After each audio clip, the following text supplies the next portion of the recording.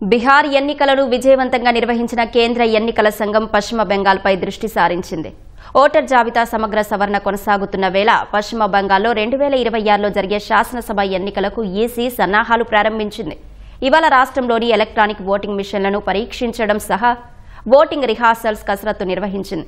అంతకుముందు కోల్కతాలో multiple first level checkings టీంతో భేటీ అయిన deputy election commissioner Gyanesh Bharti ఎస్ఐఆర్తో పాటు ఈవీఎంలు, వీవీప్యాట్ల అందుబాటుపై చర్చలు జరిపారు.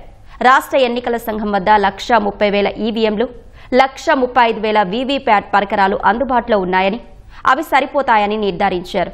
2021 ఎన్నికల్లో రాష్ట్రంలో 80,681 బూతులలో పోలింగ్ నిర్వహణ జరగ్గా ఈసారి 95,000 బూతులు అవసరమవుతాయని ఈసీ అంచనా వేసింది.